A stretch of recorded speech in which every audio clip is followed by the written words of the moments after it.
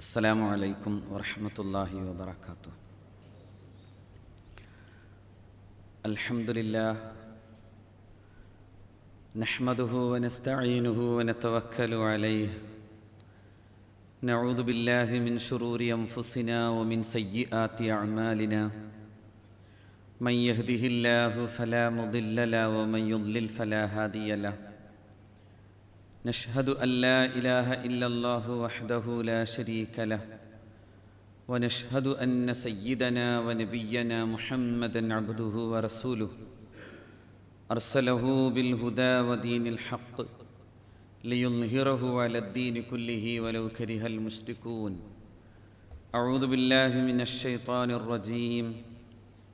بسم الله الرحمن الرحيم. وقال لهم نبيهم إن آية ملكه أن يأتيكم التابوت فيه سكينة من ربكم وبقية مما ترك آل موسى وآل هارون تحمله الملائكة إن في ذلك لآية لكم إن كنتم مؤمنين. صدق الله. اللهم صل على رسولك سيدنا محمد الفاتح لما أغلق الخاتم لما سبق ناصر الحق بالحق الهادي إلى صراطك المستقيم حق قدره ومقداره العظيم وعلى آله وأصحابه وأتباعه إلى يوم الدين وسلم. സ്നേഹമുള്ള സത്യവിശ്വാസികളെ, അല്ലാഹു റബ്ബുൽ ഇസ്സത്ത് ഈ പരിശുദ്ധമായ വെള്ളിയാഴ്ചയിൽ നമ്മെ ഇവിടെ ഒരുമിച്ച് കൂട്ടിയതുപോലെ നാളെ ജന്നാത്തുൽ ഫിർദൗസിലും നാം ഏവരെയും അള്ളാഹു ഒരുമിപ്പിക്കുമാറാകട്ടെ. അള്ളാഹു അവൻ്റെ അപാരമായ അനുഗ്രഹത്താൽ നമ്മുടെ ഏവരുടെയും എല്ലാ ദോഷങ്ങളും പുറത്തു മാപ്പാക്കുകയും ദീർഘായുസ്സോടെയും ആഫിയത്തോടെയും ജീവിക്കാനും അവസാനം അവൻ്റെ പൊരുത്തത്തിലായി മരിക്കാനും നമുക്ക് ഏവർക്കും അള്ളാഹു തൗഫീഖ് നൽകി അനുഗ്രഹിക്കട്ടെ. പരിശുദ്ധ ഖുർആനിലെ സൂറത്തുൽ ബഖറയിൽ നിന്നാണ് വളരെ പ്രാധാന്യമുള്ള ഒരു സൂക്തം എന്ന നിലയിൽ ഞാൻ ഈ ആയത്ത് നിങ്ങൾക്ക് മുമ്പിൽ ഓതി കേൾപ്പിച്ചത്. മഹാനായ മൂസ നബി അലൈഹിസ്സലാത്തു വസ്സലാമിൻ്റെ കാലത്തിന് ശേഷം ബനു ഇസ്രായേലി സമൂഹം നേതാവില്ലാതെ ഉഴറിയ ഒരു കാലത്ത് അവരുടെ പ്രവാചകനോട് അല്ലാഹു റബ്ബുൽ ഇസ്സത്ത് പറഞ്ഞു കൊടുക്കുന്നതും അങ്ങനെ ഒരു നേതാവിനെ അവർക്ക് ലഭ്യമാവുകയും ചെയ്യുന്ന ഒരു ചരിത്ര മുഹൂർത്തത്തെയാണ് അല്ലാഹു റബ്ബുൽ ഇസ്സത്ത് ഈ ആയത്തിലൂടെ നമ്മളെ പഠിപ്പിച്ചു തരുന്നത്. അതായത് ഒരു നേതാവ്, അവിടെ പ്രവാചകൻ, ആ കാലത്തെ പ്രവാചകൻ പറയുന്നത് പരിശുദ്ധ ഖുർആൻ പറയുന്നു, ഖാല ലഹും നബിയ്യുഹും ഇന്നല്ലാഹ ബഅസ ലക്കും താലൂത മലിക്കൻ. നിങ്ങളുടെ പ്രവാചകൻ,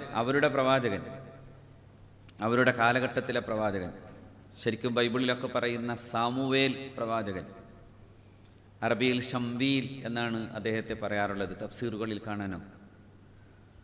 ആ പ്രവാചകനാണ് അവരുടെ ജനതയോട് പറയുന്നു, നിങ്ങൾക്ക് അല്ലാഹു റബ്ബുൽ ഇസ്സത്ത് ഒരു രാജാവിനെ, ഒരു നേതാവിനെ അയക്കുകയാണ്.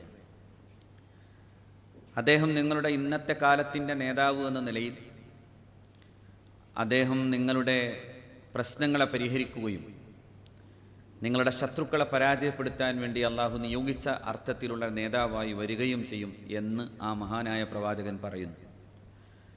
ആ സംഭവം ഉദ്ധരിക്കുന്ന സമയത്ത് അവിടെ പരിശുദ്ധ ഖുർആൻ തന്നെ അവിടെയുള്ള ജനതയുടെ ചോദ്യങ്ങൾ അള്ളാഹു റബ്ബുൽ ഇസ്സത്ത് പറയുന്നുണ്ട്.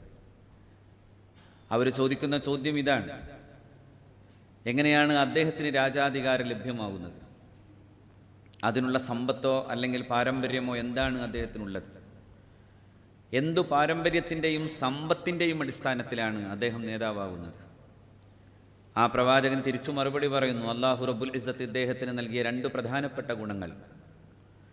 ഒന്ന്, നേതാവിനുണ്ടാകേണ്ട ജ്ഞാനം, അതോടൊപ്പം തന്നെ അദ്ദേഹത്തിനുണ്ടാകേണ്ട ശാരീരികമായിട്ടുള്ള ശേഷി. ഇത് രണ്ടും അല്ലാഹു റബ്ബുൽ ഇസ്സത്ത് ആ പ്രവാചകൻ, ആ നേതാവിന് അല്ലാഹു നൽകിയിരിക്കുന്നുവെന്ന് വിശദീകരിക്കുന്നത് കാണാം. പക്ഷെ പിന്നെ പടച്ച റബ്ബ് പറയുന്ന മറ്റൊരു കാര്യം ഇതാണ്: എന്താണ് അദ്ദേഹത്തിൻ്റെ ചരിത്രപരമായ പാരമ്പര്യം? ചരിത്രപരമായൊരു പാരമ്പര്യം എന്നത് എപ്പോഴും പ്രധാനമാണ്. ഇന്ന് പലസ്തീൻ അനുഭവിക്കുന്ന ഒരു പ്രധാനപ്പെട്ട പ്രശ്നം അവരുടെ ചരിത്രപരമായ പാരമ്പര്യം പോലും ചോദ്യം ചെയ്യപ്പെടുന്നു എന്നതാണ്. അതിലെയും പ്രധാനപ്പെട്ട കാരണം ജൂത ഇൻവേഷൻ നടക്കുന്ന കാലങ്ങളിൽ, അതായത് ജൂത കുടിയേറ്റങ്ങൾ നടക്കുന്ന കാലത്ത് പലപ്പോഴും സ്വന്തം ചരിത്രാവശിഷ്ടങ്ങളെപ്പോലും നഷ്ടപ്പെടുത്തിയിട്ട് അതുപോലും ജൂത മുതലാളിമാർക്ക് വിറ്റുകൊടുത്തു പോകുന്ന ഒരു സമൂഹവും കൂടിയാണ് പലസ്തീനിലെ ജനവിഭാഗം. അവനവൻ്റെ ചരിത്രം മറന്നുപോകുന്നു എന്നതാണ് അതിനർത്ഥം. അവനവൻ്റെ ചരിത്രത്തിൻ്റെ ശേഷിപ്പുകൾ മറന്നുപോകുന്ന ഒരു ജനതയും തലമുറകളിലൂടെ ഊർജം പകർന്ന് മുന്നോട്ട് പോകാൻ സാധ്യമാകാത്ത ജനതയാകും എന്നതാണ് വിശുദ്ധ ഖുർആൻ ഇവിടെ നമ്മളെ പഠിപ്പിച്ചു തരുന്നൊരു പ്രധാന കാര്യം. അതുകൊണ്ടാണ് ഖുർആൻ ഒരു പ്രത്യേക ശൈലിയുണ്ട്, എപ്പോഴും ചരിത്രത്തെ ഇങ്ങനെ നിരന്തരമായി തെര്യപ്പെടുത്തുന്ന ശൈലി. നിങ്ങൾക്ക് മുമ്പുണ്ടായിരുന്ന പ്രവാചകന്മാരുടെയും ആ പ്രവാചകന്മാരുടെ ജീവിതത്തെയും അവർ നേരിട്ടു പോയിട്ടുള്ള അവരുടെ പ്രതിസന്ധികളെയും കുറിച്ച് പറയുകയാണ് അല്ലാഹു റബ്ബുൽ ഇസ്സത്ത് ചെയ്യുന്നത്. ചില അവസരങ്ങളിൽ അല്ലാഹു റബ്ബുൽ ഇസ്സത്ത് മഹാനായ പ്രവാചകൻ സല്ലല്ലാഹു അലൈഹി വസല്ലമ തങ്ങളോട് തന്നെ പറയുന്നുണ്ട്, നബിയെ ഇത് കേൾക്കണം, ഇത് പഠിക്കണം. എന്തുകൊണ്ടെന്നാൽ ഇത് മനസ്സിലാക്കുമ്പോൾ ഈ ചരിത്രങ്ങളിലൂടെ നിങ്ങളുടെ ഹൃദയത്തെ കൂടി കൂടുതൽ സ്ഥിരപ്പെടുത്താൻ അത് ഉപയുക്തമാകും എന്നാണ് അള്ളാഹു പഠിപ്പിച്ചത്. അതുകൊണ്ടാണ് ഖുർആൻ ഖസസിന് വലിയ പ്രാധാന്യം നൽകി, ചരിത്രത്തിന് ചില പ്രാധാന്യം നൽകി. വഖുല്ലൻ നഖ്സു അലൈക മിൻ അംബാഇർ റുസുൽ മാ നുസബ്ബിതു ബിഹി ഫുആദക വജാഅക ഫീ ഹാദിഹിൽ ഹഖ് വമൗഇലത്തുൻ വദിക്റാ ലിൽ മുഅ്മിനീൻ എന്ന് ഖുർആൻ പറയുന്നു. വഖുല്ലൻ നഖ്സു അലൈക, നബിയെ എല്ലാ ചരിത്രവും ഞാനിങ്ങനെ പറഞ്ഞു തരികയാണ്. മിൻ അംബാഇർ റുസുൽ, പ്രവാചകന്മാരുടെ ചരിത്രത്തിൽ നിന്ന് ചില ചരിത്രങ്ങളെ ഞാൻ അങ്ങക്ക് പറഞ്ഞു തരികയാണ്. എന്തിനാ അങ്ങനെ ചരിത്രം പറഞ്ഞു തരേണ്ടത്? അത് മാ നുസബ്ബിതു ബിഹി ഫുആദക, അങ്ങയുടെ ഹൃദയത്തെ സ്ഥിരപ്പെടുത്താനാണ്. അങ്ങ് ആ ചരിത്രത്തിൻ്റെ ഓർമ്മകളിൽ നിന്ന് ഊർജം കൊള്ളാനാണ്. അങ്ങയുടെ മുന്നേ നടന്നുപോയ പ്രവാചകന്മാരുടെ ജീവചരിത്രങ്ങൾ, അവരുടെ അത്തരത്തിലുള്ള ജീവിതത്തിൻ്റെ പ്രതിസന്ധികൾ, അവർ നേരിട്ടുപോയ പ്രതിസന്ധികളെ അവരെത്രമേൽ തരണം ചെയ്തിട്ടാണ് അവർ ഈ പരിശുദ്ധ പ്രബോധനത്തെ സ്ഥാപിച്ചെടുത്തത് എന്നതിനെക്കുറിച്ചുള്ള ചരിതം.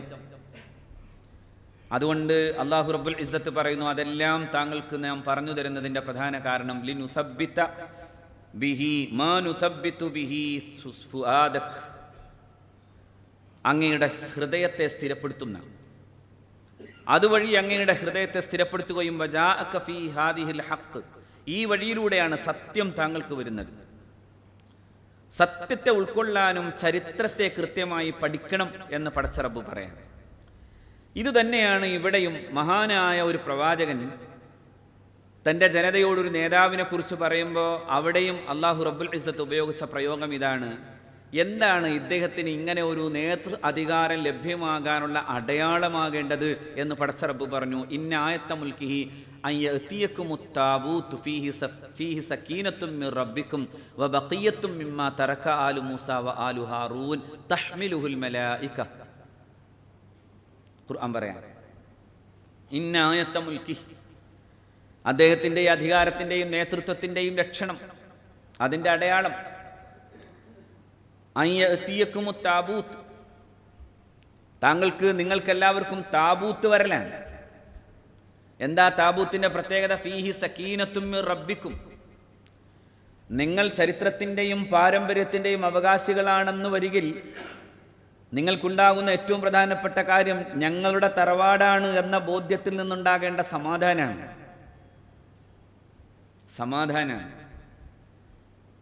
മുസ്ലിം സഹോദരന്മാരെ, നമ്മളിതിങ്ങനെ വെറുതെ കേട്ടാൽ പോരാ. ഇന്ന് ക്യാൻവാബിയും ഷാഹി മസ്ജിദുമൊക്കെ പരമാവധി കുഴിച്ചു നോക്കി അവിടെ വല്ലതും ഉണ്ടോയെന്ന് നോക്കാൻ വേണ്ടിയാണ് ഇന്ന് സർവേ നടക്കുന്ന ദിവസത്തിലും അങ്ങനെ ഒരു വാർത്ത വരുന്ന കാലത്തും നിന്നുകൊണ്ടാണ് ഞാൻ ഈ വിഷയം അവതരിപ്പിക്കുന്നത്. അവനവൻ്റെ ചരിത്രത്തെ അതിൻ്റെ കുഴിമാടങ്ങളിൽ പോയി തെരഞ്ഞിട്ടും കിട്ടാതെ പോകുന്ന സാഹചര്യമുണ്ടാകുന്ന, അങ്ങനെയെല്ലാം തകർത്തു തരിപ്പണമാക്കാൻ ആഗ്രഹിക്കുന്ന കാലത്ത് എന്തിനേയും നശിപ്പിക്കുന്നതിന് മുമ്പ് പലപ്പോഴും ശത്രുവും ആഗ്രഹിക്കുന്നത് മറുഭാഗത്ത് നിൽക്കുന്നവൻ്റെ ചരിത്രാവശിഷ്ടങ്ങളെ അവസാനിപ്പിക്കുക എന്നുള്ളതാണ്. നിങ്ങൾ നോക്കൂ, ഇവിടെ മുസ്ലിങ്ങൾ, മുഗള രാജാക്കന്മാർ, ഇവിടെ പ്രഗത്ഭരായ മുസ്ലിം ചക്രവർത്തിമാർ ജീവിച്ചിരുന്നു എന്നതിന് നാം ഇങ്ങനെ ചൂണ്ടിക്കാണിക്കാൻ പറ്റിയ ഒരുപാട് തെളിവാണ്. താജ്മഹൽ, കുത്തുബ് മീനാർ, ചെങ്കോട്ട, ഇങ്ങനെ തുടങ്ങിയ ഒരുപാട്. അതിനെല്ലാം നശിപ്പിച്ചു കളയുമ്പോൾ നാം ഒന്നുകൂടി പ്രത്യേകിച്ച് തിരിച്ചറിയുകയാണ്, നിങ്ങളുടെ പൗരാണികമായ ചരിത്രത്തിൻ്റെ സകലാവശിഷ്ടങ്ങളും തകർത്തുകളഞ്ഞ, ചരിത്രം നഷ്ടപ്പെട്ടു പോയൊരു ജനതയാണെന്ന് മറുഭാഗത്തുനിന്ന് പറയാൻ ഒരവസരം കിട്ടപ്പെടുകയാണ്. അതാണ് ഇവിടെയും അള്ളാഹു റബ്ബുൽ ഇസ്സത്ത് പറഞ്ഞത്, ഇന്ന ആയത്ത മുൽക്കി, എന്തിനാ ഇദ്ദേഹത്തിന് അധികാരം എന്ന ചോദ്യം ചോദിക്കാണോ? ഇദ്ദേഹം അതിന് പാരമ്പര്യാവകാശിയാണ്. എന്താ പാരമ്പര്യം? ആ പാരമ്പര്യം പ്രവാചകന്മാരുടെ തിരുശേഷിപ്പുകൾ കയ്യിലുള്ള മനുഷ്യനാണ് ഇദ്ദേഹം എന്ന് അള്ളാഹു പറയാം. വബഖിയ്യത്തും മിമ്മാ തറക ആലു മൂസ വആലു ഹാറൂൻ, ഹാറൂൻ കുടുംബത്തിൻ്റെയും മൂസ കുടുംബത്തിൻ്റെയും അലൈഹിസ്സലാം, ആ രണ്ട് കുടുംബങ്ങളുടെയും ശേഷിപ്പുകൾ ഈ പെട്ടിയിൽ സൂക്ഷിക്കും വിധം അള്ളാഹു അദ്ദേഹത്തിന് അത് നൽകുകയും ചെയ്തിരിക്കുന്നു എന്നാണ് പരിശുദ്ധ ഖുർആൻ. അവിടെയൊക്കെ തഫ്സീറുകളിൽ കാണാം, പ്രവാചകന്മാരുടെ പാരമ്പര്യത്തിൽ അവർ കൈമുതലാക്കിയിരുന്ന ചില വസ്തുക്കളായിരുന്നു ആ പെട്ടിയിലുണ്ടായിരുന്നതെന്നാണ്. മഹാനായ ഇബ്രാഹിം നബി അലൈഹി ഇസ്ലാമിൻ്റെ, ആദം നബി അലൈഹി ഇസ്ലാം മുതലുള്ള പ്രവാചകന്മാരുടെ, അവരുടെ ഓരോ ഘട്ടത്തിൽ ഇബ്രാഹിം നബി അലൈഹി സ്വലാത്തു വസ്സലാം ഉപയോഗിച്ചിരുന്ന ഖമീസ്, ആ ഖമീസായിരുന്നു ചില തഫ്സീറുകളിൽ കാണാം, അതായിരുന്നു പിന്നീട് മഹാനായ യൂസുഫ് നബി അലൈഹി സ്വലാത്തു വസ്സലാമിലൂടെയും കൈവന്നു പോയത് എന്നാണ്. കാരണം ആ ഖമീസ് ഇട്ടിട്ടായിരുന്നു മഹാനായ ഇബ്രാഹിം നബി അലൈഹി സ്വലാത്തു വസ്സലാം നമ്രൂദിൻ്റെ അഗ്നികുണ്ഡത്തിലേക്ക് വീണത് എന്നാണ്. ആ ഖമീസ് ഒരു സുരക്ഷ പോലെ, ഒരു ഏലസ് മന്ത്രിച്ച് കെട്ടുന്നത് പോലെ യൂസുഫ് എന്ന് പറയുന്ന തൻ്റെ പൊന്നുമോന് മഹാനായ യാക്കൂബ് നബി അലൈഹി സ്വലാത്തു വസ്സലാം കെട്ടിയിരുന്നു എന്നും ചരിത്രത്തിൽ കാണാനാവും. ഖുർആൻ വ്യാഖ്യാതാക്കൾ വിശദീകരിക്കുന്നു. ഇതാണ് ഖുർആൻ പറഞ്ഞു വെക്കുന്നത്, ബഖിയ്യത്ത്, തിരുശേഷിപ്പുകൾ, ആധാറുകൾ, അവയെ അത്തരം ആ അർത്ഥത്തിൽ സൂക്ഷിക്കേണ്ടി വരുന്ന, അങ്ങനെ ചരിത്രത്തെ കൃത്യമായി നിലനിർത്തേണ്ടി വരുന്ന ഒരു ജനത എന്നാണ് പരിശുദ്ധ ഖുർആൻ നമ്മളെ കുറിച്ച് പറഞ്ഞത്.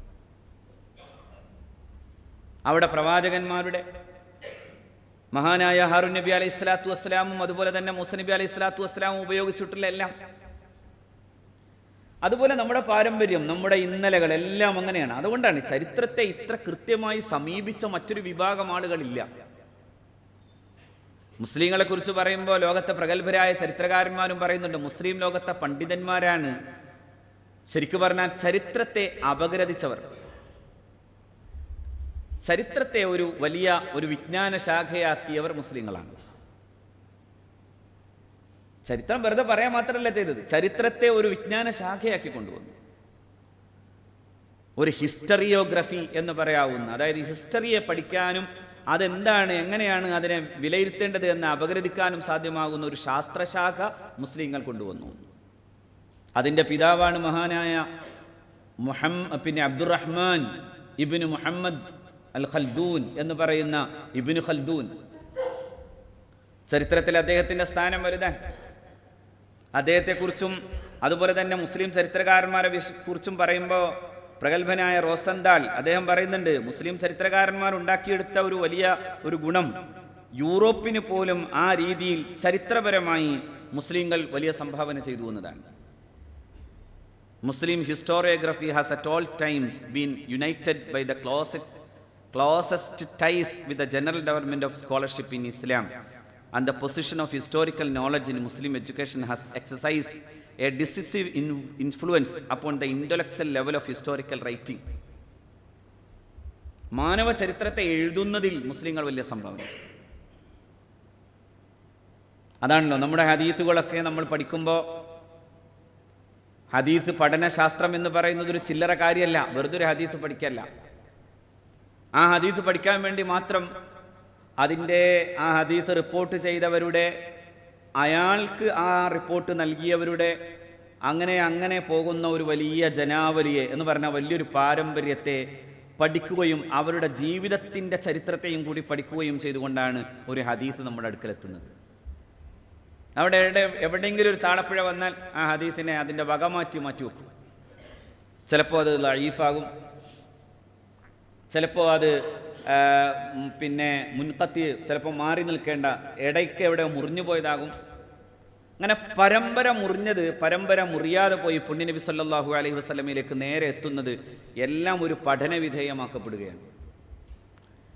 ഒരു ഹദീസിനെയും കുറിച്ച് നമ്മൾ വിശദീകരിച്ച പോലെ, നമ്മൾ അറിയുന്ന പോലെ അതിൻ്റെ എല്ലാത്തിനും അതിൻ്റെ കൃത്യമായ ബലം, അതെങ്ങനെ വേണം, ഏതു രീതിയിലാണ് പിൻഗാമികളായിട്ടുള്ള തലമുറകൾക്ക് നൽകേണ്ടത് എന്നതിനെക്കുറിച്ചുള്ള വിശദമായ ഒരു പഠനം മഹാന്മാരായ മുൻഗാമികൾ നടത്തിയിട്ടുണ്ട്.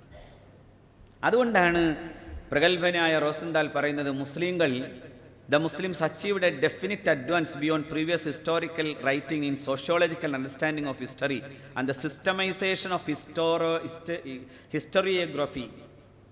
ഹിസ്റ്ററിയോഗ്രഫിയിൽ, അതായത് ചരിത്ര പഠനശാസ്ത്ര ശാഖയിൽ വളരെ കൃത്യവും വ്യവസ്ഥാപിതവുമായൊരു സംവിധാനം ഒരുക്കുകയും അതു സംബന്ധമായ പഠനങ്ങൾക്ക് ലോകത്തിന് അത് പരിചയപ്പെടുത്തുകയും ചെയ്തത് മുസ്ലിം പണ്ഡിതന്മാരാണ്.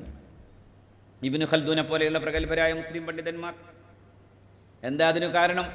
ചരിത്രം നമ്മുടെ ഒരു വല്ലാത്തൊരു ആത്മബലമാണെന്ന് പഠിപ്പിക്കുകയാണ് പരിശുദ്ധ ഖുർആൻ ചെയ്തത്. നഹ്നു നഖുസ്സു അലൈക നബഅഹും ബിൽ ഹഖ്. ഈ വെള്ളിയാഴ്ച ദിവസങ്ങളിൽ നമ്മൾ ഓതേണ്ട ഒന്നാണ് പരിശുദ്ധ ഖുർആനിലെ ആ ചരിത്രം.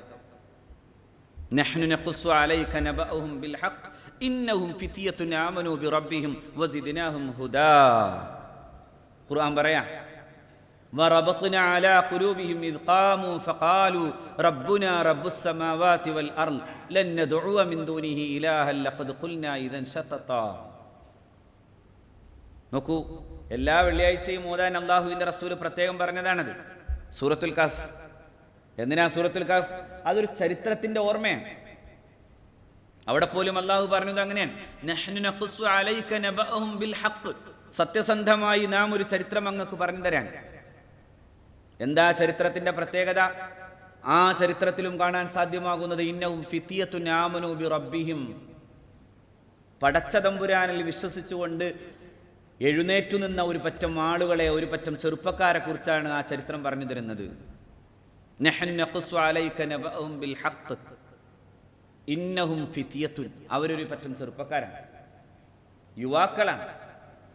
നബി തിരുമേനി ഒരിക്കൽ പറയുന്നുണ്ട് സ്വല്ലല്ലാഹു അലൈഹി വസല്ലം, അവസാന നാളിൽ ദജ്ജാൽ വരുന്ന കാലത്തു പോലും എൻ്റെ സമുദായത്തിൻ്റെ പ്രതിരോധ മാർഗങ്ങളിൽ പ്രധാനപ്പെട്ടതാണ് സൂറത്തുൽ കഹ്ഫ് എന്ന് ഹബീബ് സല്ലല്ലാഹു അലൈഹി വസല്ലം പഠിപ്പിക്കുന്നു.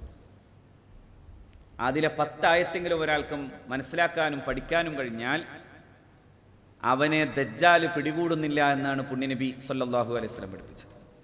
എന്താ അതിന് കാരണം? അവിടെ ചരിത്രത്തെ കൃത്യമായി ബോധ്യപ്പെടുത്തപ്പെടാണ്.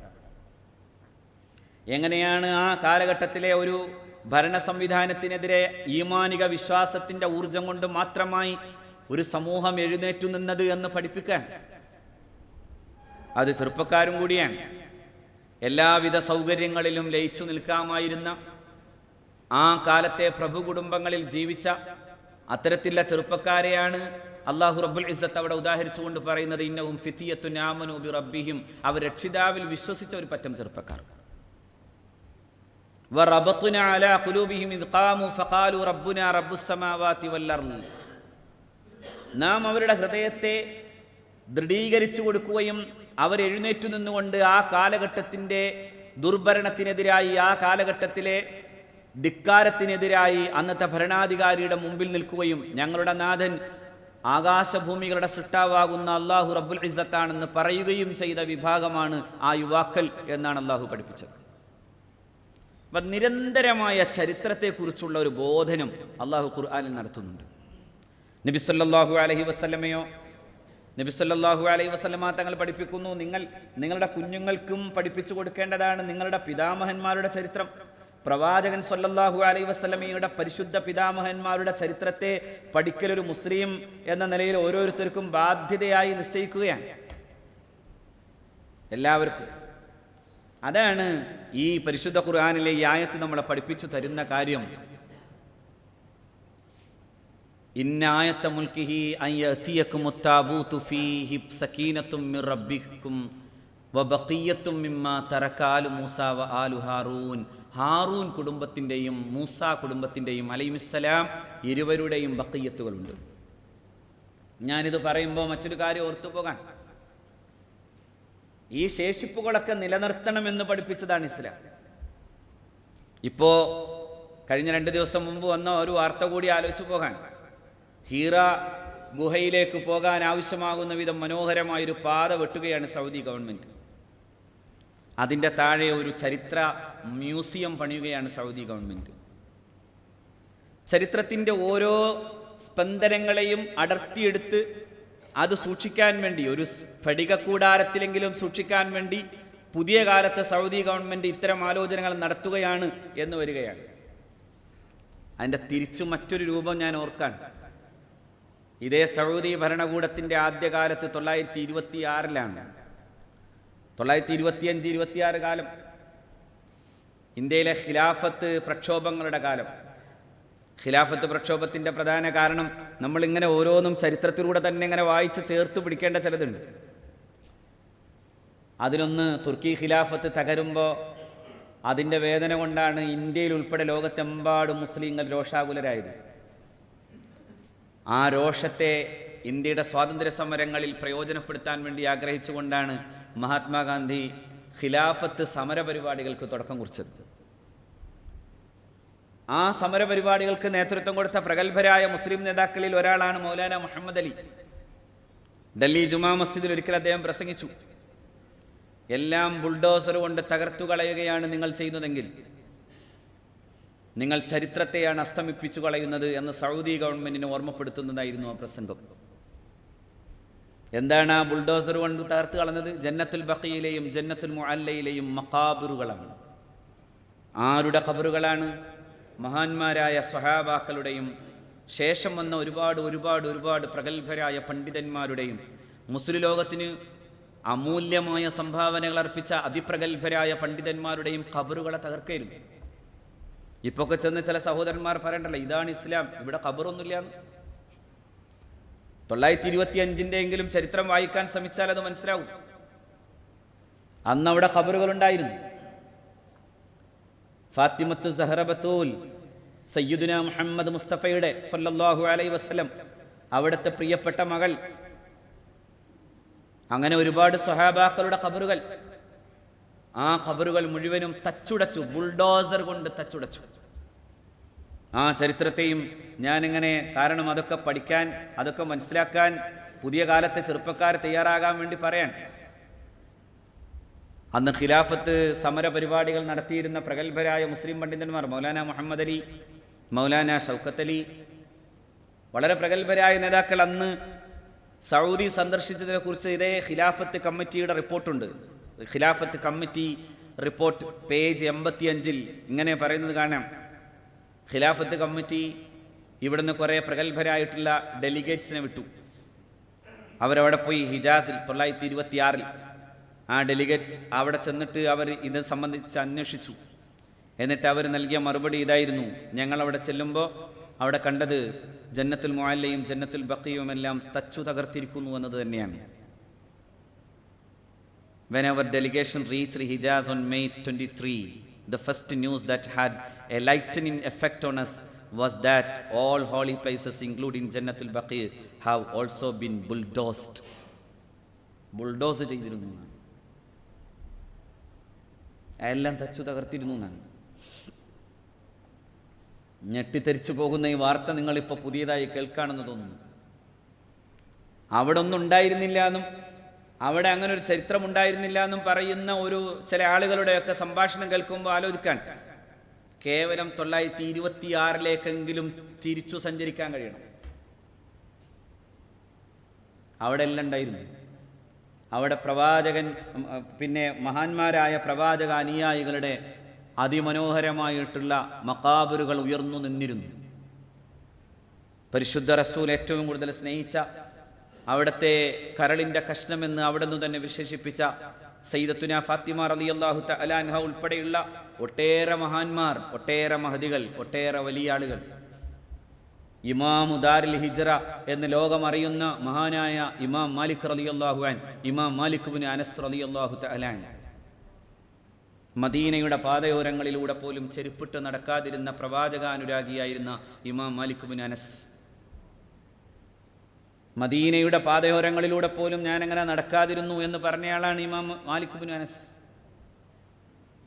മഹാനായ ഇമാം ഷാഫി റളിയല്ലാഹു തആല അൻഹു തൻ്റെ ഗുരുനാഥൻ വലിയ കുതിരകളെയൊക്കെ കണ്ടപ്പോൾ ആ ആലയത്തിലേക്ക് നോക്കി അതിശയിച്ചു എന്ന ഇമാം ഷാഫി തങ്ങളോടാണ്, ഷാഫി വേണമെങ്കിൽ ഇതൊക്കെ കൊണ്ടുപോയിക്കോളൂ എന്ന് പറയുമ്പോൾ അങ്ങക്ക് യാത്ര ചെയ്യാൻ വേണ്ടേ ഇവിടെ ഒരു കുതിര എന്ന് ചോദിക്കുമ്പോഴാണ്, ഇത് മദീനയാണ്, അഷ്റഫുൽ ഖൽഖിൻ്റെ മദീന, അള്ളാഹുവിൻ്റെ റസൂൽ അന്ത്യവിശ്രമം കൊള്ളുന്ന ഈ പരിശുദ്ധമായ മദീനയുടെ തെരുവുകളിൽ പോലും ഷാഫി ഞാൻ ചെരുപ്പിട്ട് നടക്കാൻ പേടിച്ചിട്ടുണ്ട് എന്നാണ്. അങ്ങനെ പറഞ്ഞ മഹാനായ ഇമാം മാലിക് റളിയല്ലാഹു അൻഹു ഉൾപ്പെടെയുള്ള ഒട്ടേറെ പേരുടെ അവരുടെ ഖബറുകളൊക്കെയും തച്ചു തകർത്തതിനെ കുറിച്ചാണ്, ബുൾഡോസ് ചെയ്യപ്പെട്ടതിനെ കുറിച്ചാണ്. എല്ലാം തകർത്തു കളഞ്ഞു. എല്ലാ ചരിത്ര നിർമ്മിതികളെയും ചരിത്ര അവശിഷ്ടങ്ങളെയും ചരിത്ര ഓർമ്മകളെയും തകർത്തു കളയുകയായിരുന്നു അത്. അത്തരം തകർക്കലുകൾ നടന്നപ്പോഴാണ് ഒരിക്കൽ ഇന്ത്യയിലെ പ്രഗത്ഭനായ ചരിത്രകാരൻ കൂടിയായി ഇന്നും ജീവിക്കുന്ന ഇർഫാൻ ഹബീബ് ഒരിക്കൽ ദി ഹിന്ദുവിൽ എഴുതിയത് ഇങ്ങനെയാണ്. അത് സിറിയയിലൊക്കെ തീവ്ര ഗ്രൂപ്പായ ഐസിസ് തകർത്തപ്പോഴാണ്, ഇസ്ലാമിക് സ്റ്റേറ്റ് എന്ന് പറയുന്ന വിഭാഗം തകർത്തപ്പോഴാണ്, the agenda of Islamic State is merely an extension of the devious plan laid down by Muhammad ibn Abdul Wahhab almost 200 years ago എന്ന് അദ്ദേഹം പറഞ്ഞത്. 200 കൊല്ലം മുമ്പ് മുഹമ്മദ് അബ്ദുൽ വഹാബ് തുടക്കട്ട പണി തന്നെയാണ് ഈ പണിയും, അതായത് ഖബർ പൊളിക്കുന്ന പണി എന്നായിരുന്നു. ചരിത്രങ്ങളുടെ നിർമ്മിതികളെ ഓർമ്മകളെ ഇല്ലായ്മ ചെയ്യുന്ന പണി. എവിടെയും ചരിത്രമാണ് പ്രധാനമെന്ന് പറയാനാണ്. അവനവൻ്റെ സ്വത്വം എവിടെയാണ്? അവനവൻ്റെ ചരിത്രത്തിലാണ്. അവനവൻ്റെ വാപ്പ, അതിനപ്പുറത്തേക്ക് അതിൻ്റെ വല്ലിപ്പ തിരിച്ചറിയുക ചരിത്രത്തിൻ്റെ ഒരു ഓർമ്മയാണ്. എൻ്റെ ഈ മണ്ണിൻ്റെ ജനിതകമായ അടരുകളിൽ എൻ്റെ ജീവിതത്തിൻ്റെ വേരുണ്ട് എന്ന് പറയാൻ കഴിയാത്ത ഒരു ജനതയും നിലനിൽക്കുന്നില്ല. അതുകൊണ്ടാണ് ഈ ഓർമ്മകളെ നിലനിർത്തണമെന്ന് ഖുർആൻ പറയാൻ കാരണം. അതുകൊണ്ടാണ് ഖുർആൻ വബഖിയ്യത്തും മിമ്മാ തറക ആലു മൂസ വ ആലു ഹാറൂൻ കുടുംബത്തിൻ്റെയും മൂസ കുടുംബത്തിൻ്റെയും അലൈഹിസ്സലാം, അതായത് പ്രവാചക കുടുംബങ്ങളുടെ ശേഷിപ്പുകളെ ഇതാ നിങ്ങളുടെ കൈവെള്ളയിൽ തരുന്നു, ഇനിയെങ്കിലും നിങ്ങൾക്ക് ഇദ്ദേഹത്തിൻ്റെ അധികാരത്തിൻ്റെയും നേതൃത്വത്തിൻ്റെയും ചരിത്രപരതയെ ഓർമ്മപ്പെടുത്താൻ മറ്റെന്ത് തെളിവാണ് വേണ്ടത് എന്ന ചോദ്യം അള്ളാഹു ചോദിക്കുകയാണ്. അതാണ് അള്ളാഹുവിൻ്റെ ചോദ്യം. ആ ചോദ്യം നിങ്ങൾ ആലോചിക്കണം. ചരിത്രമാണ് ഇന്ന് ഏറ്റവും വലിയ ആയുധം. ഏറ്റവും വലിയ ആയുധം ചരിത്രമാണ്. ലോകത്തെ ഏതെങ്കിലും ഒരു ജനതയെ നശിപ്പിക്കണമെന്ന് ശത്രു ആഗ്രഹിക്കുന്നുണ്ടോ, അവരാദ്യം ചെയ്യുന്ന പണി അവരുടെ ചരിത്രം ഇല്ലാതാക്കലാണ്. പലസ്തീനും സംഭവിച്ചത് അതാണ്. പലസ്തീനെ കുറിച്ചുള്ള ചരിത്രപരമായൊരു പാഠം നമ്മൾ ശരിക്കും മനസ്സിലാക്കണം. അവൻ്റെ ചരിത്രത്തെ, അവൻ്റെ പാരമ്പര്യത്തെ, അവൻ്റെ പൗരാണികമായ നിർമ്മിതികളെ മുഴുവനും വിലക്ക് വാങ്ങുന്ന ഒരു കാലത്ത് നിന്നാണ് ജൂതൻ പലസ്തീനിയോട് പറയുന്നത്, നിനക്കിനി എന്താണുള്ളത്? കാരണം നിന്റെ പാരമ്പര്യം ഇതാ നോക്കൂ, ആയിരക്കണക്കിന് വർഷങ്ങൾ പഴക്കമുള്ള ഈ ഒരു മ്യൂസിയം അല്ലെങ്കിൽ ഈ കെട്ടിടം അത് ഞങ്ങളുടേതാണ്. തറവാട് ഞങ്ങളുടേതാകുമ്പോൾ പിന്നെ നിനക്കെന്ത് അവകാശം എന്ന ചോദ്യം ചോദിക്കാം. താജ്മഹൽ മുഗള ചക്രവർത്തിമാരുണ്ടാക്കിയതാണ് അല്ലെങ്കിൽ ഷാജഹാന്റെ നിർമ്മിതിയാണെന്ന് പറയുമ്പോൾ അവിടെ ഒരു ചരിത്രമുണ്ട്. കുതുബ് മിനാർ മുഗള ചക്രവർത്തിമാരുടേതാണെന്ന് പറയുമ്പോൾ അവിടെ ഒരു ചരിത്രമുണ്ട്. പിന്നെ അങ്ങനെ ഓരോന്നിനെയും അതൊരു ചരിത്രമാണ്. പക്ഷേ അതേ സംഭവങ്ങളെ തച്ചു തല്ലി പൊളിച്ചാൽ അവിടെ ഒരു ചരിത്രം അസ്തമിച്ചു പോകുന്നുണ്ട്. എന്താ ബാബരി മസ്ജിദ്? ഞാൻ പറയുന്നു, ബാബരി മസ്ജിദിനെ പോലെ 10,000-കണക്കിന് ബാബരി മസ്ജിദുകൾ കേരളത്തിലെമ്പാടുമുണ്ട്. അതിനേക്കാൾ വിലപിടിപ്പുള്ള കോടികളുടെ, ഇനി സ്വർണ്ണ കുബ്ബ കൊണ്ടുണ്ടാക്കണമെന്ന് പറഞ്ഞാൽ അതിനും സാധ്യമാകുന്ന മുസ്ലിം പണക്കാരുണ്ട്. പക്ഷെ എന്താ ബാബരി മസ്ജിദ്? ബാബരി മസ്ജിദ് ഒരു കാലത്തിൻ്റെ ചരിത്രത്തിൻ്റെ ഓർമ്മപ്പെടുത്തലാണ്. നിങ്ങളുടെ ഒരു ചരിത്രം നിർമ്മിച്ചിരുന്നു എന്ന് പറയാതെ പറയുന്നതായിരുന്നു ആ കുബ്ബകൾ തകരുമ്പോൾ ഒരു ചരിത്രം അസ്തമിച്ചു പോകാൻ, ഒരു ചരിത്രം ഇല്ലാതായി പോകാൻ. അതിനെയാണ് അള്ളാഹു റബ്ബുൽ ഇസ്സത്ത് ഇവിടെ പഠിപ്പിച്ചു തരുന്നത്. നിങ്ങൾ ചരിത്രത്തെ കൃത്യമായി പഠിക്കണം, നിങ്ങൾ മുൻഗാമികളുടെ വഴിയെ അതുപോലെ നടക്കുകയും വേണം എന്ന് പരിശുദ്ധ ഖുർആൻ പറയുന്നു. അതുകൊണ്ട് ഖുർആൻ നബിയോടും പറയുന്നുണ്ട്, ഫഖുസുസ് അലൈക് അൽ ഖസസ്, നബിയെ ചരിത്രം നിങ്ങൾ ശരിക്ക് പറഞ്ഞു കൊടുക്കണം, ചരിത്രത്തെ നിങ്ങൾ ശരിക്ക് പറഞ്ഞു കൊടുക്കണം. ഇന്ത്യയിലെ ചരിത്രത്തെക്കുറിച്ച് പറയുമ്പോൾ ഗാന്ധിജി പോലും ഒരിക്കൽ പരിതമിച്ച് പറയുന്നത് കാണാം, ഇന്ത്യയിലെ ഈ സാമുദായികമായ സ്പർദ്ധകളുടെ പ്രധാനപ്പെട്ട കാരണം ചരിത്രത്തെ വളച്ചൊടിച്ചതാണ്. ഇവിടെ സാമുദായികമായ സഹവർത്തിത്വവും സൗഹാർദ്ദവും ഉണ്ടാകും എന്ന് പറയാൻ കഴിയാതെ പോകുന്നതിൻ്റെ ഒരു കാരണം ഇപ്പോഴും ചരിത്രം വളച്ചൊടിക്കപ്പെട്ട വിധം പഠിപ്പിക്കപ്പെടുന്നു എന്നതാണ് എന്ന് അന്ന് ഗാന്ധിജി പറയുന്നു. Communal harmony could not be permanently established in our country so long as highly distorted version of history were being taught in her school and colleges. നമ്മുടെ ഇന്ത്യയുടെ കോളേജും സ്കൂളുകളിലുമൊക്കെ വക്രീകരിക്കപ്പെട്ട ചരിത്രം പഠിപ്പിക്കപ്പെടുന്നിടത്തോളം കാലം സാമുദായിക സൗഹാർദ്ദത്തെക്കുറിച്ച് ആലോചിക്കുന്നതിൽ അർത്ഥമില്ല എന്ന് ഗാന്ധിജി. അപ്പോൾ സഹോദരന്മാരെ, ഞാനിതിനെ മറ്റൊരർത്ഥത്തിൽ കൂടി, നമ്മുടെ വിശ്വാസത്തിൻ്റെ ഭാഗമാണ് ചരിത്രം. ഹീറ എന്തിനാണ് നിലനിൽക്കേണ്ടത്? ഹീറ മുഹമ്മദ് മുസ്തഫയെ ഓർമ്മപ്പെടുത്തും സല്ലല്ലാഹു അലൈഹി വസല്ലം. അവിടേക്കൊരു അർദ്ധ വയസ്കയായ ഒരു സ്ത്രീ ഇങ്ങനെ പുണ്യനബിയെ കാണാനും പുണ്യനബിക്ക് ഭക്ഷണം കൊടുക്കാനും വേണ്ടി പോയ ഒരു സമയം ഓർമ്മപ്പെടുത്തും. സയ്യിദത്തുന ഖദീജ റളിയല്ലാഹു തആല അൻഹ, ഖദീജ ബീബി റളിയല്ലാഹു അൻഹ ആ കുന്നുകളിലൂടെ ഇങ്ങനെ ഹീറയുടെ ആ ഗുഹയിലേക്ക് പുണ്യനബി സല്ലല്ലാഹു അലൈഹി വസല്ലമക്ക് ഭക്ഷണം നൽകാൻ വേണ്ടി പോകുന്ന ഓരോ ഓർമ്മകൾ ചരിത്രത്തിൻ്റെ ഒരു വലിയ ഓർമ്മയാണ് ഹീറ. സൗർ ചരിത്രത്തിലെ ഒരു ഓർമ്മയാണ്. ഓരോ പ്രവാചകന്മാരുടെയും ഓരോ സ്വഹാബത്തിൻ്റെയും ഓരോ മഹാരഥന്മാരുടെയും മഖാബിറുകളും ഓർമ്മകളാണ്. ഇന്ത്യയിലെ, പ്രത്യേകിച്ച് കേരളത്തിലെ ബ്രിട്ടീഷ് വിരുദ്ധ പോരാട്ടങ്ങൾക്ക് നേതൃത്വം കൊടുക്കാൻ വേണ്ടി ഖിലാഫത്ത് സമരങ്ങളുടെ തുടക്കമുണ്ടാകുന്ന കാലത്ത്, പൂക്കോട്ടൂർ യുദ്ധമുണ്ടാകുന്നതിന് തൊട്ടു മുമ്പ് ഒരു സിയാറത്തായിരുന്നു അന്ന് ബ്രിട്ടീഷുകാർ ആദ്യം തടഞ്ഞത്. ഒരു സിയാറത്താണ്. എന്തിനാ സിയാറത്ത് തടഞ്ഞത്? ആ സിയാറത്ത് തടയാൻ കാരണം ആ സിയാറത്തിൽ നിന്ന് ഊർജം ഉൾക്കൊണ്ടുകൊണ്ട് സമരം തുടങ്ങും എന്ന് മനസ്സിലാക്കിയിട്ടാണ്. മുൻഗാമികളുടെ മഖാബിറുകളെ സിയാറത്ത് ചെയ്തുകൊണ്ട് തുടങ്ങാം. പൂക്കോട്ടൂർ കലാപത്തിൻ്റെ തൊട്ടുമുമ്പ് നടന്ന പ്രശ്നങ്ങളെ അപഗ്രഥിക്കുമ്പോൾ അവിടെ ഒരു സിയാറത്തുണ്ട്. ആ സിയാറത്തിലൂടെ ഊർജം കൊള്ളലുണ്ട്. അങ്ങനെയായിരുന്നു മഹാന്മാരായ മുൻഗാമികളായിരുന്ന ആളുകൾ. വാര്യംകുന്നത്ത് കുഞ്ഞാമുദ് ഹാജിയുടെ ഒക്കെ ചരിത്രം വായിക്കുമ്പോൾ നമുക്കതറിയാം. അവർ ചരിത്രത്തെ കൂടി ചേർത്ത് പിടിച്ചുകൊണ്ടാണ് മുന്നോട്ട് നടന്നത് എന്നതാണ് അതിനർത്ഥം. അവിടെ മഹാന്മാരായ മുൻഗാമികളായ ആളുകളുടെ ഓർമ്മകൾ നോക്കൂ നിങ്ങൾ. നമ്മളിങ്ങനെ ബദറും ഉഹുദും എല്ലാം ഇങ്ങനെ നിരന്തരം തലമുറകളിലൂടെ കൈമാറ്റം ചെയ്യപ്പെടുന്നതിൻ്റെ കാരണം എന്താണ്? അതൊരു ചരിത്രമാണ്. അതിലൂടെ നമ്മൾ ഊർജം കൊള്ളുകയാണ്. ഇതൊക്കെ അവസാനിച്ചു പോകുന്ന, അല്ലെങ്കിൽ അവസാനിപ്പിച്ചു കളയുന്ന ചിന്തകൾ സത്യത്തിൽ നമ്മുടെ ചരിത്രത്തിൻ്റെ വേരുകളെ അവസാനിപ്പിച്ചു കളയുന്നതും ഒരു തലമുറയെ തന്നെ, ഒരു സമൂഹത്തെ തന്നെ ഇല്ലായ്മ ചെയ്യുന്നതുമാണ് എന്ന് ഇവിടെ പരിശുദ്ധ ഖുർആൻ്റെ നിരന്തരമായ ഖുർആൻ്റെ താക്കീതുകളിലൂടെ, ഖുർആൻ്റെ ആവശ്യപ്പെടലുകളിലൂടെ നമ്മൾ പഠിക്കാൻ സാധിക്കണം. അള്ളാഹു നമ്മളെ പഠിപ്പിച്ചു തരുന്നത് അതാണ്. നിങ്ങൾ ഈ ചരിത്രത്തെ ഓർക്കണം. ഓരോ കാലഘട്ടങ്ങളിലെയും സമൂഹങ്ങൾ അവരുടെ മുൻഗാമികളെക്കുറിച്ചും അവരുടെ മുൻഗാമികളുടെ പ്രതിസന്ധിയെക്കുറിച്ചും ഓർക്കണം. പ്രവാചകന്മാർക്ക് സംഭവിച്ചിട്ടുള്ള ദുരിതങ്ങളും ദുരന്തങ്ങളെയും കുറിച്ച് പറയുമ്പോഴും അള്ളാഹു പറഞ്ഞു അതൊക്കെ ചരിത്രത്തിലെ സ്വാഭാവികതയാണ്.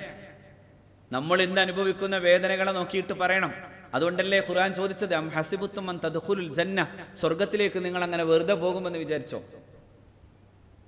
വലമ്മാ യഅതികും മസലുൽ ലദീന ഖലൗ മിൻ ഖബ്ലികും മസ്സത്തുഹുമുൽ ബഅസാഉ വല്ലറാഹ്, കടുത്ത ബുദ്ധിമുട്ടുകൾ, കടുത്ത പീഡനങ്ങൾ, ദുരിതങ്ങൾ എല്ലാം അനുഭവിച്ചു പോയ ഒരു ജനതയുണ്ട് എല്ലാ കാലത്തെയും മുൻഗാമികളുടെ ചരിത്രത്തിൽ.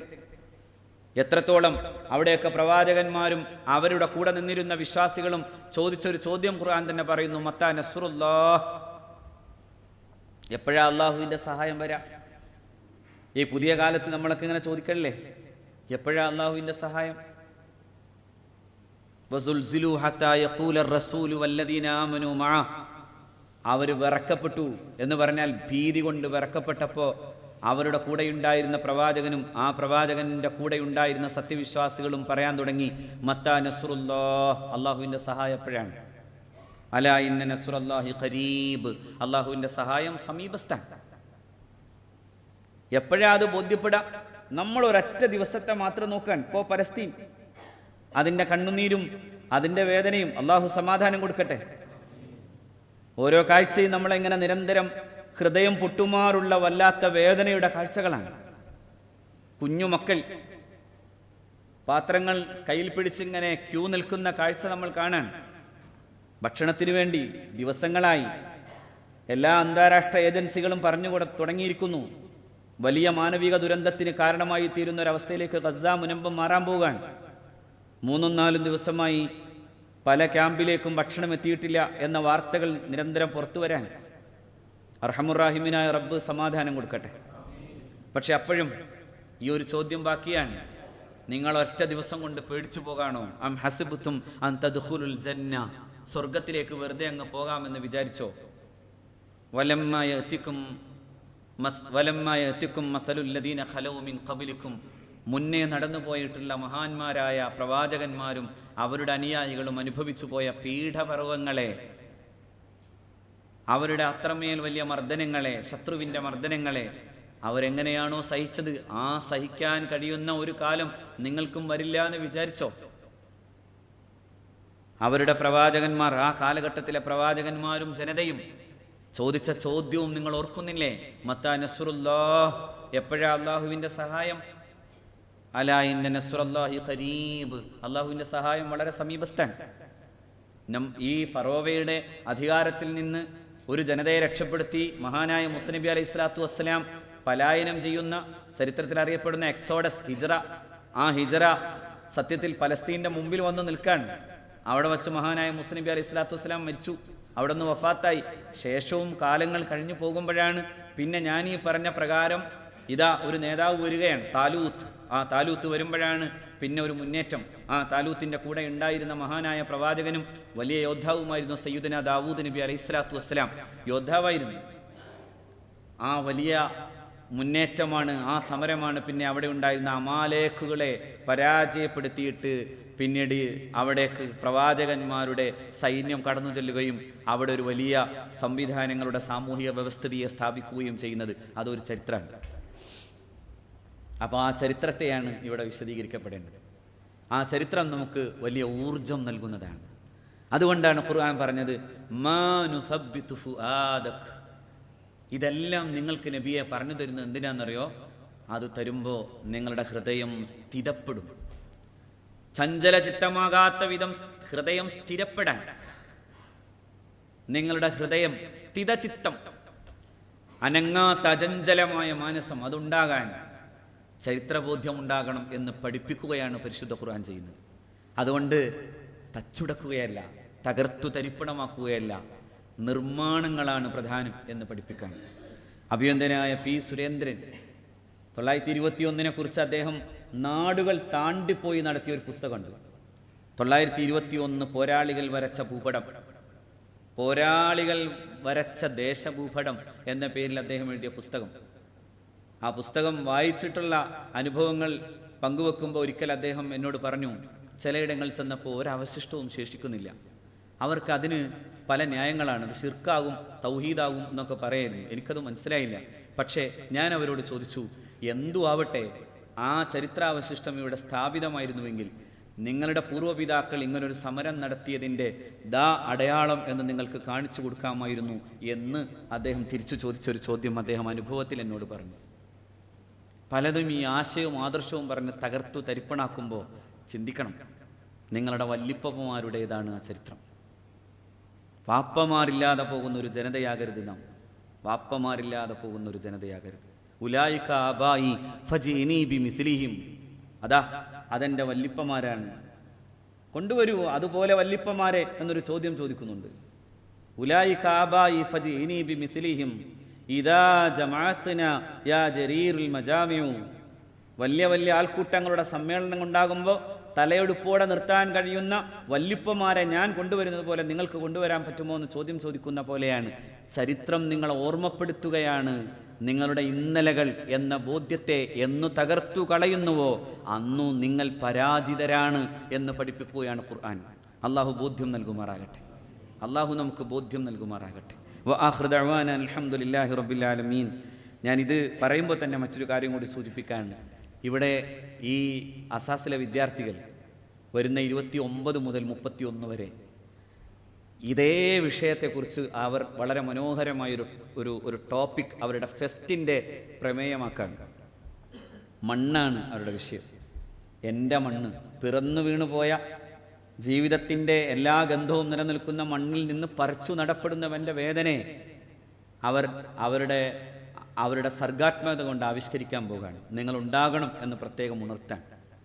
കാരണം അത് ഈ വിഷയത്തോട് ഏറ്റവും ചേർന്ന് നിൽക്കുന്നൊരു പ്രമേയമായതുകൊണ്ടാണ്. ഫലസ്തീനിലെ പിറന്ന മണ്ണിൽ നിന്ന് ആട്ടിയൊടുക്കപ്പെടുന്നവൻ്റെ വേദന, കുടിയിറക്കപ്പെട്ടവൻ്റെ വേദന, ആ വേദനയെ ആ കുഞ്ഞുമക്കൾ സർഗാത്മകമായി ആവിഷ്കരിക്കുന്ന ദിവസങ്ങളിൽ നിങ്ങളുടെ സഹായവും നിങ്ങളുടെ സഹകരണവും നിങ്ങളുടെ സാന്നിധ്യവും ഉണ്ടാകണം. അതിനുശേഷമുള്ള 1-ാം തീയതി ഇവിടെ 2 പ്രധാനപ്പെട്ട പരിപാടികൾ നടക്കുന്നുണ്ട്. ഇൻഷാ അല്ലാഹ് പിന്നെയും ഞാനത് പറയും. മഹല്ല് സംബന്ധിയായിട്ടുള്ള ഒട്ടേറെ പ്രശ്നങ്ങൾ ഇന്ന് നമ്മൾ നേരിടാൻ, ആ പ്രശ്നങ്ങളെ അപഗ്രഥിച്ചുകൊണ്ട് പ്രഗത്ഭരായ നിയമപണ്ഡിതന്മാരും അതോടൊപ്പം തന്നെ പ്രഗത്ഭരായ പണ്ഡിതന്മാരും മതപണ്ഡിതന്മാരും ഒരുമിച്ചിരിക്കുന്ന ഒരു ഓപ്പൺ ഫോറം, അത് ഉദ്ഘാടനം ചെയ്യുന്ന അഭിവന്ദ്യനായ CK റഹീം സാഹിബാണ്, ജസ്റ്റിസ് CK റഹീം സാഹിബ്. നിങ്ങളതിന് സഹകരിക്കണമെന്ന് പ്രത്യേകം ഉണർത്തുന്നു.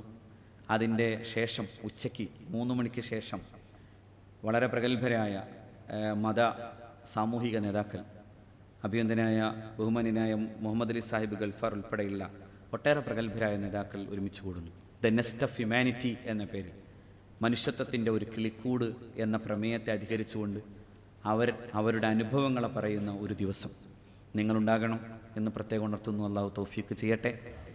അസാസിലെ വിദ്യാർത്ഥികൾക്ക് വേണ്ടിയുള്ള ഭക്ഷണവും സൗകര്യങ്ങളും എല്ലാം ചെയ്തുകൊണ്ടേയിരിക്കുന്ന പ്രിയപ്പെട്ട സഹോദരന്മാർ, പ്രവാസ ലോകത്തെയും അല്ലാതെയും അള്ളാഹു റബ്ബുൽ ഇസ്സത്ത് എല്ലാവർക്കും അള്ളാഹു എല്ലാ നിലക്കും അള്ളാഹു 2 ലോകത്തും അള്ളാഹു വിജയങ്ങൾ നൽകി അനുഗ്രഹിക്കുമാറാകട്ടെ. അള്ളാഹു ബറക്കത്തു ചെയ്യട്ടെ. ജീവിത വിജയങ്ങൾ നൽകി അനുഗ്രഹിക്കുമാറാകട്ടെ. എല്ലാ നിലയിലും നിങ്ങളവരെ സഹായിക്കണമെന്ന്. ഈ പുതിയ ഫെസ്റ്റുമായി ബന്ധപ്പെട്ടും വലിയ ചെലവുകളുണ്ട്. നിങ്ങളൊന്ന് കൂടെ ഉണ്ടാകണമെന്ന് പ്രത്യേകം അഭ്യർത്ഥിക്കുകയാണ്. അള്ളാഹു സഹായിക്കുമാറാകട്ടെ. ഒപ്പം MIC-യുടെ ഒരു പദ്ധതിയാണ്, എല്ലാ മാസത്തിലും ഞാൻ പറയാറുള്ളത് പോലെ ഇവിടെ വരുന്ന രോഗികളായ ആളുകൾക്ക്, പാവപ്പെട്ട രോഗികൾക്ക് ചികിത്സാ സഹായം കൊടുക്കാൻ വേണ്ടി അലിവ് എന്ന പേരിൽ ഒരു സഹായധന പരിപാടി, ഒരു പദ്ധതി ഇവിടെ നടക്കുന്നുണ്ട്. ആ പദ്ധതിയിലേക്ക് നിങ്ങളാണ് സഹായിച്ചിട്ടുള്ളത്. പലയിടങ്ങളിൽ നിന്ന് ഈ പ്രദേശത്തെ പലയിടങ്ങളിൽ നിന്ന് വരുന്ന എല്ലാ വിഭാഗം ആളുകളും, മുസ്ലിങ്ങളും അമുസ്ലിങ്ങളുമായ എല്ലാ മനുഷ്യരും, ആ മനുഷ്യർക്കൊക്കെ, രോഗികളായ മനുഷ്യരെയൊക്കെ സഹായിക്കാൻ ആവശ്യമാകുന്ന ഒരു ധനസഹായ പദ്ധതിയാണ് അലിവ്. സഹായിക്കണം, നിങ്ങളുണ്ടാവണം. ഈ ജുമാ നമസ്കാരം കഴിഞ്ഞ് പോകുമ്പോൾ നിങ്ങളുടെ അടുക്കൽ വരുന്ന അതിനുവേണ്ടിയുള്ള അഭ്യർത്ഥനയെ നിങ്ങൾ മാനിക്കണം. അള്ളാഹു തൗഫീക്ക് ചെയ്യട്ടെ. അസ്സലാമു